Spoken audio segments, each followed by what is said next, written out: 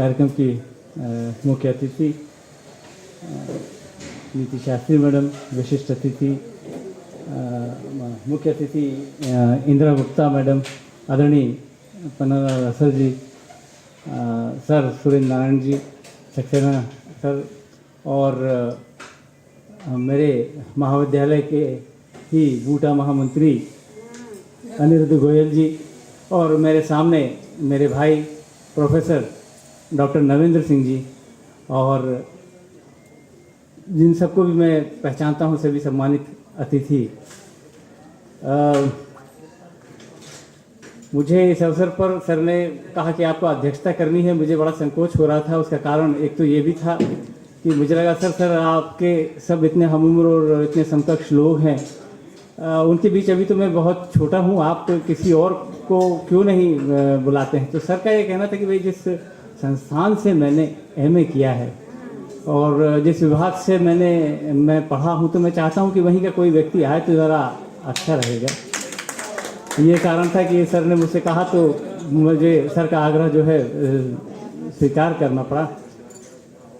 तो अच्छी बात है। देखिए, जिस सर की कविताओं को मैंने देखा, सर को सुना, सर के बारे में सब कुछ हमने जाना, तो जहाँ जो हमारा जन्म स्थान होता है या जिस संस्थान में हम पढ़े होते हैं या जो विषय हमने चुना होता है, हमारे व्यक्तित्व को बनाने में उसका बड़ा महत्व योगदान होता है। और सर ने देखा हमने अभी कि किस तरीके से सर जहाँ पढ़े, सर ने जो विषय लिया और उसके बाद उसके साथ सर ने जो रुचि अपनी प्रकट करी है, उसको देख करके हमें लगा कि ये सर का जैसे उड़ी जहाज को पंछी, सर कभी अमृतसर हैं, कभी इंदौर हैं, लेकिन बार बार अगर झांसी आते हैं तो निश्चित रूप से ये कहना पड़ेगा कि ये कोई ऑस्ट्रेलिया नहीं है।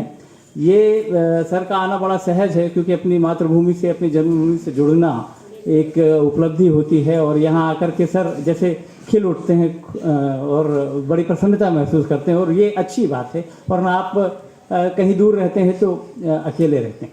अब जहाँ तक बात करूँ इसकी कि देखिए, किसी ने कहा है आप पहले अच्छी आदतों को बना लीजिए, फिर अच्छी आदतें ही आपको बना देंगी।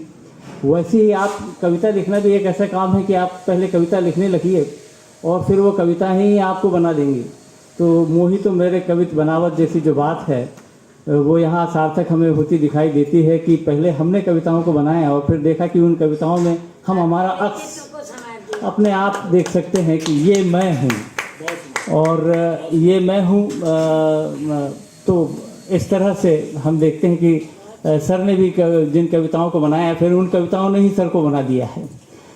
अब बात करें, देखिए, भौतिक और आर्थिक सफलता ही सफलता नहीं होती जीवन में। कहीं कहीं हम इसके बावजूद भी, क्योंकि ये पूर्णता नहीं है, हम इसके बावजूद भी अपने आप को अपूर्ण महसूस करते हैं। मुझे याद आती हैं कुंवर नारायण जी की ये पंक्तियाँ कि अब के अगर लौटा तो हताहत नहीं, सबके हिताहित सोचता हुआ, पूर्णतर लौटूंगा, बृहत्तर लौटूंगा।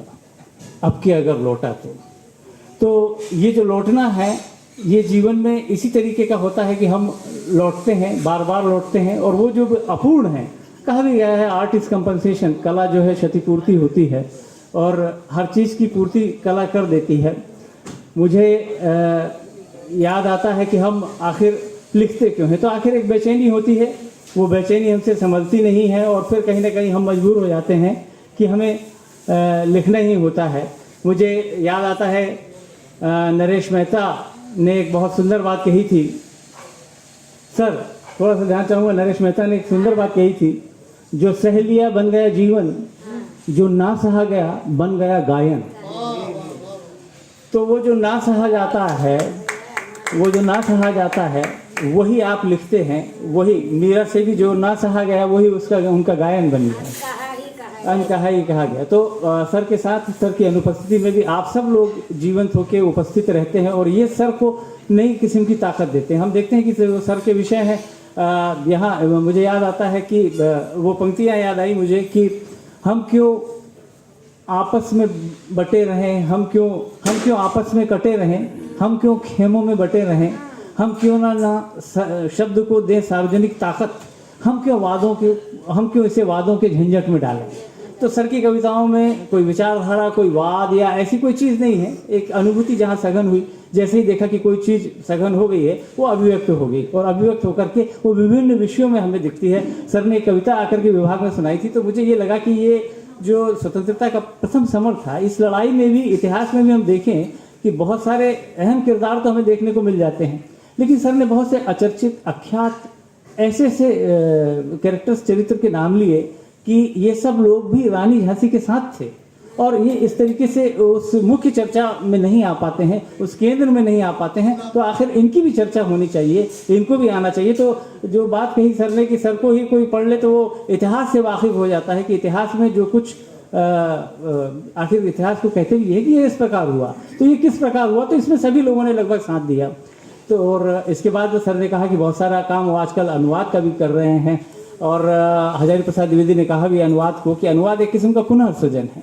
ये भी, ये सृजन नहीं है, पुनर्सृजन है। एक एक एक एक, एक नई ताकत देना, एक नई ज़मीन देना किसी पौधे को और उस ज़मीन में उसको फिर से पुष्पित पल्लवित करना है। ये काम बड़ा श्रमसाध्य होता है, लेकिन सर ने ये काम भी करने में और बहुत सरल गति के रूप में सर की उपलब्धि सामने आएगी।